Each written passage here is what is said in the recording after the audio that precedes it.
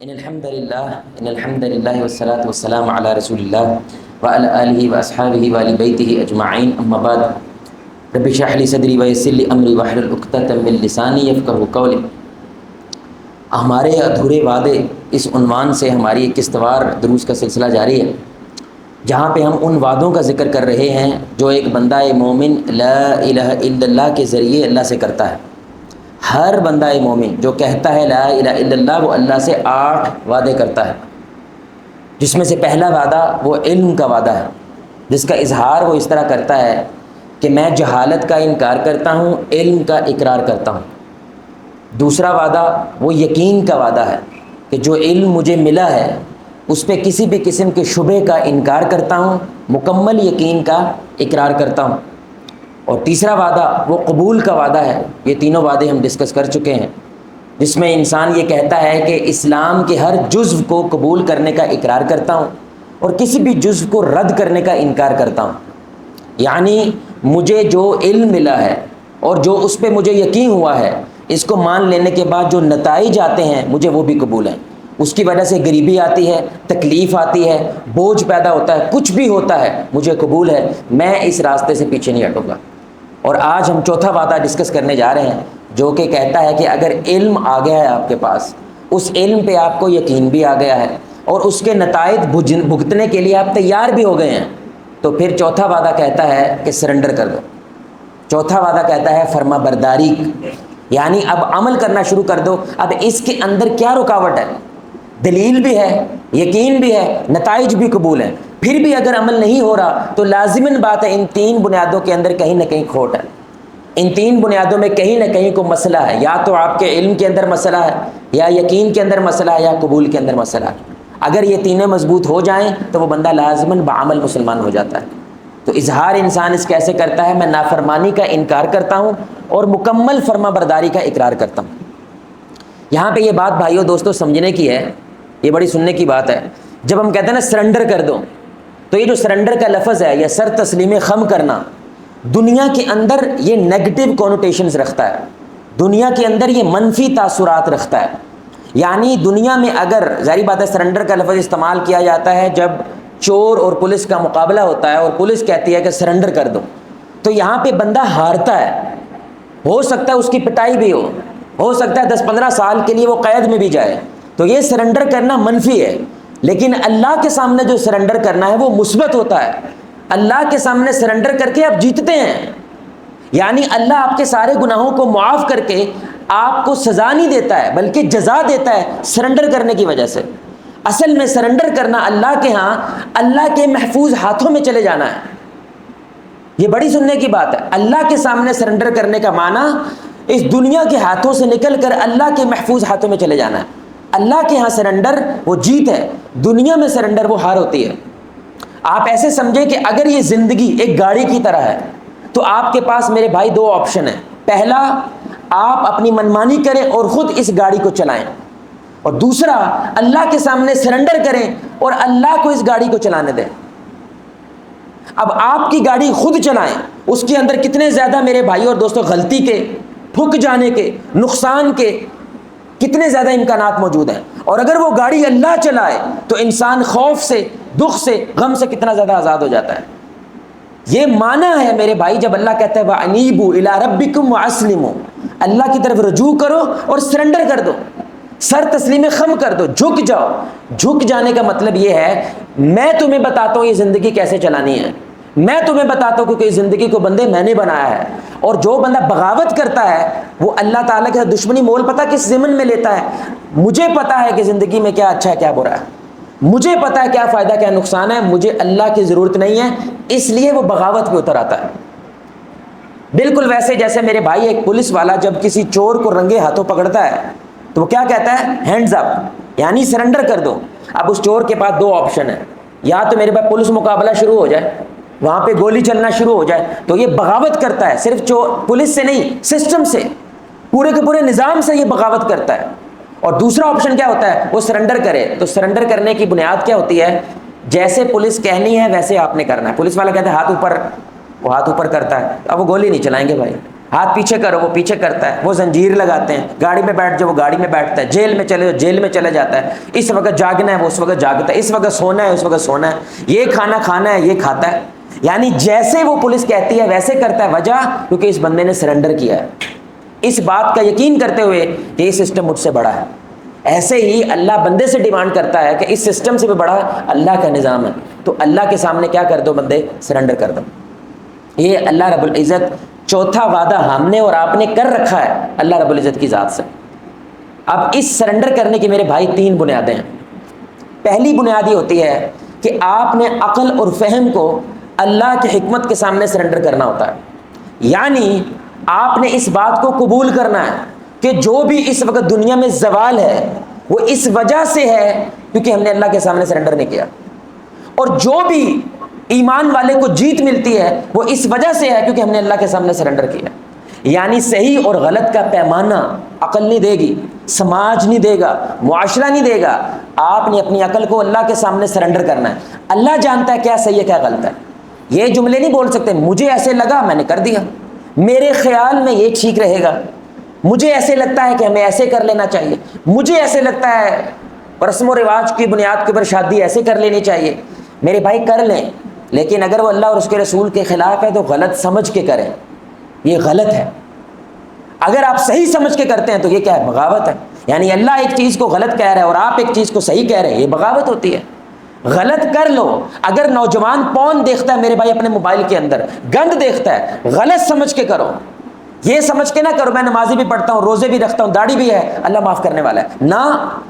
کیونکہ یہ نفسیات ہوتی ہیں میرے بھائی. آپ اس کو چل کوئی بات نہیں ایسے کر کے کریں گے تو یہ بندہ کبھی واپس نہیں آئے گا، یہ بندہ کبھی گلٹ پیدا نہیں ہوگا، یہ کبھی معافی نہیں مانگے گا، یہ کبھی جھکے گا نہیں، یہ دھیرے دھیرے دین سے دور ہو جائے گا. تو صحیح اور غلط کا پیمانہ اللہ مقرر کرے گا. اگر آپ نوجوان بیٹھے کسی لڑکی سے بات کرتے ہیں اور اس لڑکی کو آپ نے دین کے اوپر چلایا، ماشاءاللہ پردہ کرنا شروع ہو گئی، وہ تہجد پڑھنا شروع ہو گئی، بات کرنا پھر بھی حرام ہے. نوجوان لڑکا اور نوجوان لڑکی گفتگو نہیں کر سکتے. آپ کو یہ صحیح ماننا ہے کیونکہ اللہ رب العزت نے اس کو صحیح کہا ہے کہ لڑکا اور لڑکی آپس میں بلا کسی ضرورت بات نہیں کر سکتے. آپ کو پتہ چلا لڑکی بھائی غلط راستے پہ ہے، اپنی بہن کا رابطہ کراؤ اس سے، کسی عالمہ کا رابطہ کراؤ اس سے، کسی استانی کا رابطہ کراؤ. یہ دل کے اندر کوڑ لے کے بیماری لے کے اس کے پیچھے نہیں شروع ہو جانا. غلط کو غلط ماننا ہے جو اللہ اور اس کے رسول نے غلط کہا ہے. اس لیے میرے بھائی آپ کسی سے ریڑھی والے سے پوچھیں اس وقت ملک کے حالات خراب کیوں ہیں، بھائی آپ کو کیا بولے گا، وہ ان لیڈروں کی وجہ سے خراب ہے، اس کرپشن کی وجہ سے خراب ہے، اکانومی کی وجہ سے خراب ہے. میرے بھائی بڑے چیدہ لوگ ہوں گے جو یہ کہیں گے اس وجہ سے خراب ہے کیونکہ پاکستان کا مطلب کیا ہے، لا الہ الا اللہ، اس کو نہیں مانا اس لیے خراب ہے. یعنی یہ ساری باتیں بات کی ہیں میرے بھائی. بنیادی بات کیا ہے جس کی وجہ سے آج بیڑا غرق ہے، یہ آپ کا ماننا ضروری ہے. فرما برداری اس کو کہتے ہیں کہ اللہ سے دور ہو گئے. یعنی میرے بھائی اللہ کو پا کر ہم جیتتے ہیں، اللہ کو چھوڑ کے ہم ہارتے ہیں. یہ اصول آپ نے قبول کرنا ہے. یہ قبول کریں گے تو غلط کریں گے تو دل میں میرے بھائی شرمندگی پیدا ہوتی ہے اور انسان توبہ کی طرف جاتا ہے. اس لیے عبادت کریں گے تو معیار کون سیٹ کرے گا، اللہ سیٹ کرے گا. یہ نہیں کہو گے اللہ کے نبی نے فرمایا اللہ کے سب سے نزدیک آپ سجدے میں ہوتے ہو تو میں 3 سجدے کر لیتا ہوں، یار اچھی بات ہے. نہیں میرے بھائی، یہ جتنے بھی معیارات ہیں عبادت کے، دعا کے، وہ کون طے کرے گا، وہ اللہ طے کرے گا. اور اس کے سامنے کیا کرنا ہے، آپ نے سرنڈر کرنا. دوسری بنیاد میرے بھائی عملی میدان کے اندر آپ نے سرنڈر کرنا، اور ایک اس کا تعلق خالق سے ہوتا ہے اور ایک کا تعلق مخلوق سے ہوتا ہے. جہاں تک خالق کی بات ہے میرے بھائی، عملی میدان میں صرف ایک ہی چیز اللہ روزانہ مانگتا ہے آپ سے، وہ 5 وقت کی نماز. اور یہ سننے کی بات ہے میرے بھائی، 5 وقت کا نمازی اللہ کے اوپر ہمیں غالب غمان ہے، یہ بندہ کبھی گمراہ نہیں ہوگا. جو شخص 5 وقت کا نمازی ہے، کم از کم 5 وقت کا نمازی ہے، بِإِذْنِ اللہ یہ گمراہ نہیں ہو سکتا. کیوں؟ یہ رسول اللہ کی حدیث ہے. آپ صلی اللہ علیہ وسلم نے فرمایا 40 دن، زندگی بھر کی بات نہیں ہو رہی ہے، صرف 40 دن لگاتار تکبیر اولیٰ کے ساتھ جو بندہ باجماعت نماز ادا کرتا ہے. یعنی 40 دن کی کتنی نمازیں بنتی ہیں بھائی؟ تقریباً 200. ایسے ہی ہے، 200 نمازیں لگاتار تکبیر اولیٰ سے ادا کرتا ہے، اللہ اس کو 2 انعام دیتا ہے. یہ سنیے گا، یہ جہنمی نہیں ہے، یہ منافق نہیں ہے. اللہ اکبر، کتنی بڑی بات ہے. یہ جہنمی نہیں ہو سکتا اور نہ یہ منافق ہے. معنی کیا ہے؟ 5 وقت کی نماز یہ کم از کم کرائٹیریا ہے عملی میدان میں مضبوط رہنے کا. کیونکہ یہ صرف نماز نہیں ہوتی ہے، یہ پوری کی پوری نفسیات ہیں. دکان ہے، ایک دم سے اذان کی آواز آئی اور آپ نے سب کچھ بند کر کے مسجد کی طرف آ گئے. یہ نفسیات کیا بتا رہی ہیں؟ بڑا کون ہے؟ بولے بڑا کون ہے؟ آپ نے یہ ثابت کیا ہے، یہ صرف مانا نہیں ہے. آپ نے کہا دکان چھوٹی ہے، اللہ بڑا ہے. یہ دیکھ اللہ میں ثابت کرنے کے لیے آ رہا ہوں، اللہ اکبر، اللہ بڑا ہے. یہ نفسیات. دوسرا، مسجد کے اندر ایک نظام ہونا چاہیے جہاں پہ کیا ہے، علم کی بات ہو رہی ہے، اویئرنیس کی بات ہو رہی ہے، آپ کے حقوق آپ کے فرائض کی بات ہو رہی ہے، تو وہ بندہ علم کے ساتھ بھی جڑ جاتا ہے. مسجد میں نظام ہونا چاہیے جہاں پہ آپ کے اگر غریب ہیں تو آپ مدد کرنے کا نظام موجود ہے، صحت کا مسئلہ ہے تو صحت کا نظام موجود ہے. یعنی مسجد دنیا کے اندر سب سے خوبصورت جگہ جو اللہ کو لگتی ہے وہ کون سی ہے؟ اللہ خود کہتا ہے. اب دنیا میں سب سے خوبصورت جگہ سے آپ کنیکٹڈ ہے، مسجد کے پورے نظام سے کنیکٹڈ ہیں، باذن اللہ یہ بندہ گمراہ نہیں ہوگا. فرما برداری کو مضبوط کرنے کا کوئی طریقہ نہیں ہے سوائے 5 وقت کی نماز کے. اس لیے یہ اور جملہ میرے بھائی، یہ سخت ہے، اکثر یہ جملہ بولا نہیں جاتا. نمازی وہی ہے جو 5 ٹائم کا ہے. 4 ٹائم والا 3 ٹائم والا اللہ کے ہاں نمازی نہیں ہے. یہ نمازی ان پروگرس ہے، نمازی ہونے والا ہے نہیں ہے. نمازی کون ہے میرے بھائی؟ جو کتنی پڑھتا بھائی؟ 5 پڑھتا ہے. اس لیے اکثر لوگ کہتے ہیں ماشاءاللہ میرا بچہ نمازیں پڑھتا ہے، تو ان سے کہیں فجر پڑھتا ہے؟ ہاں فجر نہیں پڑھتا، نمازی نہیں ہے. یہ انہوں نے ذہن میں قبول کر لیا ہے 4 بھی پڑھتا ہے تو یہ بھی بڑی بات ہے. نہیں، میری بڑی بات، اللہ پہ کوئی دین نہیں چڑھانا آپ نے، اللہ پہ کوئی احسان نہیں ہے. یہ آپ نے سرنڈر کر کے کلمہ کے اندر وعدہ کیا ہے کہ کم از کم 5 نمازیں تو پڑھوں گا میں. تو 5 پڑھ کے آپ نمازی ہیں، 4 پڑھ کے 3 پڑھ کے نمازی نہیں ہے. ہم صرف یہ کہیں گے یہ بندہ پروگرس میں ہے، یہ نمازی بننے والا ہے انشاءاللہ، اللہ اس کو بنا دے. نمازی اللہ کی نظر میں 5 والا ہے. تو عمل میں ایک تعلق کس کے ساتھ ہے؟ اللہ کے ساتھ، وہ اللہ کہتا ہے نماز ہے. دوسرا تعلق انسانوں کے ساتھ ہے، اس میں ایک حدیث ہے، رسول اللہ نے فرمایا مسلمان وہ ہے جس کی زبان اور ہاتھ سے دوسرا مسلمان کیا ہے؟ میری زبان سے دوسرا مسلمان محفوظ، مطلب غیبت نہیں کروں گا، اس کے ساتھ جھوٹ نہیں بولوں گا، اس کو دھوکہ نہیں دیں گا، اس کو فراڈ نہیں. کیوں؟ میری زبان سے میں نے محفوظ رکھنا ہے، میری زبان سے میرے رشتے محفوظ ہیں، ان کو توڑوں گا نہیں. تو زبان سے اور ہاتھ سے دوسرے محفوظ ہیں، یہ عمل میں رشتے مضبوط ہو جاتے ہیں. تو یہ دوسرا لیول ہوتا ہے فرما برداری کا. سرنڈر کرنا ہے اللہ کے سامنے تو نماز پڑھو، سرنڈر کرنا ہے انسانوں کے سامنے تو اپنی زبان اور اپنے ہاتھ سے ان کو کیا کرو؟ محفوظ رکھو. تیسرا اور آخری لیول میرے بھائی، یہ بڑی اہم بات ہے، بڑی اہم بات ہے، بڑی اہم بات ہے. اللہ نے قرآن میں کہا ہے میں نے بندے کو ضعیف بنایا. اللہ نے قرآن میں کہا ہے میں نے بندے کو جھگڑالو بنایا. اللہ نے قرآن میں کہا ہے بندہ ناشکرا ہے. اللہ نے قرآن میں کہا ہے بندہ جلد باز ہے. یہ ساری کی ساری اللہ فطرتیں گنوا رہا ہے جس کے اوپر آپ اور میں کھڑے ہیں. مطلب غلطی تو یہ کرے گا. کیا خیال ہے؟ یہ پکی بات ہے، پھسلے گا، چاہے وہ جان بوجھ کے پھسلے، چاہے وہ جہالت سے پھسلے، چاہے وہ جذبات کے اندر آ کے پھسلے، چاہے وہ کسی خوبصورتی کو دیکھ کے پھسلے گا تو پکا. تو فرما برداری تو 100% ہو ہی نہیں سکتی، تو یہ وعدہ ہم کیسے کر سکتے ہیں؟ تو تیسرا لیول فرما برداری کا ہوتا ہے جب تم پھسلو تو توبہ کرنا بھی سب سے بڑی فرما برداری ہے. یعنی توبہ کا اصل مفہوم کیا ہے؟ اگر تم فرما برداری کرتے کرتے پھسل جاؤ تو سرنڈر کرو دوبارہ سے. کیسے؟ توبہ کر کے. کیونکہ توبہ کا معنی ہی کیا ہوتا ہے؟ واپس لوٹ آنا، لوٹ، یو ٹرن. لٹرلی توبہ کا مطلب ہوتا ہے یو ٹرن لینا. آپ غلط راستے پہ جا رہے ہیں، ایک دم سے خیال آئے تو وہیں سے کیا ہو؟ واپس آ جاؤ. یہ بھی کیا ہوتی ہے اصل میں فرما برداری میں؟ یہ بھی آپ وعدہ کر رہے ہیں کہ میرے سے غلطی ہوئی تو کیا کروں گا. اس لیے یہ بڑی سننے کی بات ہے. ہمارے شیخ نے کہا، میری پہلی دفعہ اس طرح سوچنے کا موقع ملا، کائنات کی سب سے بڑی نیکی وہ توبہ ہے. کلمہ اس کے بعد آتا ہے، لا الہ الا اللہ اس کے بعد آتا ہے. مثلا اگر کوئی غیر مسلم میرے پاس مسلمان ہونے کے لیے آیا ہے کہ میں مسلمان ہونا چاہتا ہوں، وہ کیا کہے گا؟ جیسی میری زندگی چل رہی ہے ویسی ہی چلتی رہے گی، ہاں کلمہ پڑھ لیتا ہوں میں. ایسے بولے گا بھائی؟ بولے بھائی ایسے بولے گا. کیا کہے گا؟ جو میں گزار رہا تھا وہ سب کچھ کیا ہے؟ غلط ہے. پہلے وہ توبہ کرتا ہے اور اپنی سلیٹ کیا کرتا ہے؟ صاف. سلیٹ صاف کرنے کے بعد اس کے اوپر پہلا جملہ کیا لکھا جاتا ہے؟ لا الہ الا اللہ. اس لیے توبہ سب سے بڑی نیکی ہے. اور اللہ کو یہ پتہ کیوں پیاری لگتی ہے؟ کیونکہ اس کی وجہ سے بندہ جھکتا ہے، کیونکہ مجھے کو پکڑنے والا ہے، مجھے کوئی عذاب دے سکتا ہے، مجھے مرنا ہے. اس کی وجہ سے بندہ کیا کرتا ہے؟ توبہ کرتا ہے. اس لیے اللہ کو توبہ بڑی محبوب ہے میرے بھائی.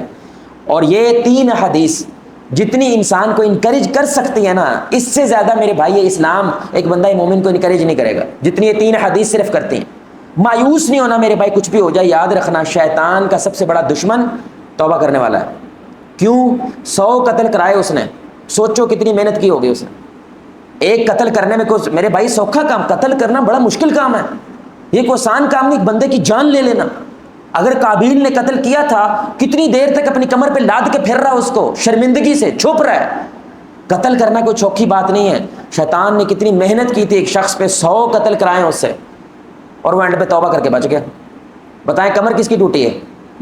بولے میں کمر کی، کتنی محنت ہے شیطان کی، توڑ کے رکھ دیا آپ نے اس کو، برباد کر دیا آپ نے اس کو، دشمن کی ساری محنت پہ پانی پھیر دیا آپ نے۔ کس کی وجہ سے؟ صرف ایک جملہ بولنے کی وجہ، استغفر اللہ، من سے ایک جملہ بول دینا سب ختم ہو جاتا ہے۔ اس لیے ابلیس کا معنی ہی ہوتا ہے جو اللہ کی رحمت سے مایوس ہے، اس لیے وہ کہتا ہے ہم تو ڈوبے ہیں صنم، تجھے لے کے ڈوبوں گا، میں مایوس ہوا ہوں، اب تو بھی ہوگا، تو کیا کرے گا؟ یہ توبہ نہیں کرے گا۔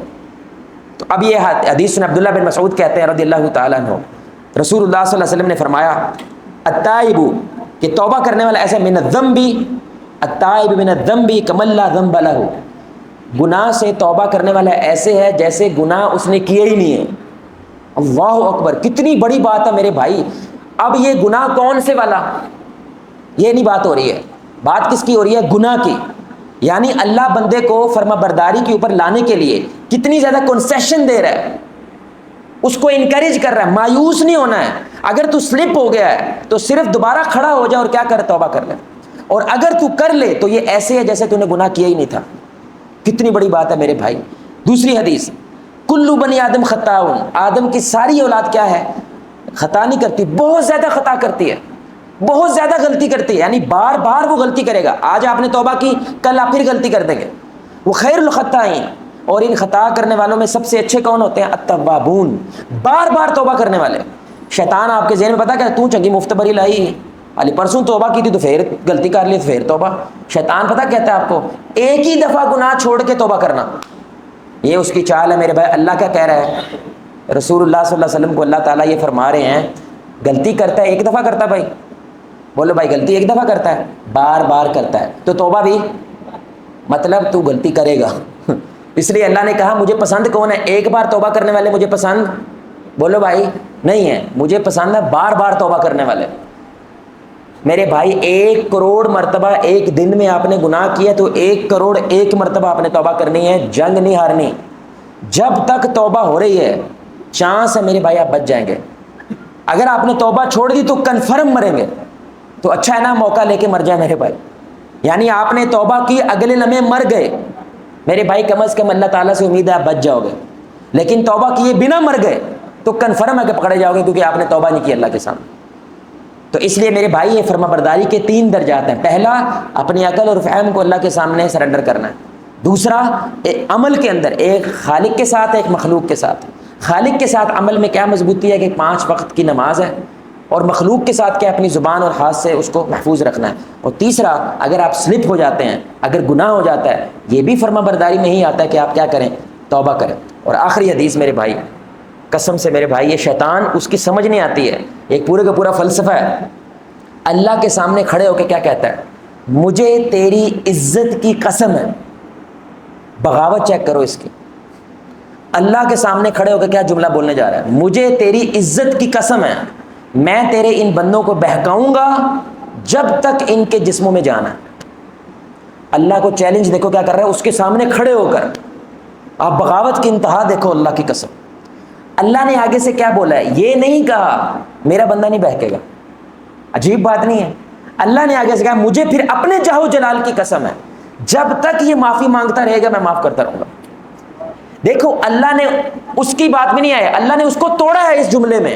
یعنی تو نے 25 سال لگا کے میرا بندہ اپنی طرف لے کر گیا ہے، میرا بندہ صرف ایک بار بولے گا میں تجھے تیری ہی ٹریپ کے اندر ہرا دوں گا اور اس کو معاف کر دوں گا۔ ہاں شرط کیا ہے؟ وہ آتا رہے، اس کی امید نہ ٹوٹے، اس کا یقین نہ ٹوٹے۔ میرے بھائی میں یہ جملہ بولتا ہوتا ہوں صرف اس حدیث کو واضح کرنے کے لیے۔ ایک شخص نے نشے کی حالت میں ماں سے زنا کیا ہے، جو مرضی کر لو، ہمارا معاشرہ اس کی توبہ قبول نہیں کرے گا، جو مرضی کر لو آپ، چاہے تتے توے پہ بیٹھ جائے نہیں کرے گا۔ اللہ کہتا ہے میں کروں گا، صرف کروں گا نہیں، تجھے معاف نہیں کروں گا اگر تو سچی توبہ کرتا ہے، تجھے یاد بھی نہیں کراؤں گا کہ تو نے اتنا بڑا گناہ کیا۔ ہاں نا امید نہیں ہونا میری رحمت سے، مایوس نہیں ہونا، کچھ بھی ہو جائے شیطان نہیں بننا، کیونکہ میری رحمت سے نا امید صرف شیطان ہے۔ جو ایمان والا ہے اس کو پتہ ہے فرما برداری کا ایک اصول ہے، یہ بھی فرما برداری ہے کہ سلپ ہو جاؤ تو کیا کرنا ہے؟ توبہ کرنا ہے۔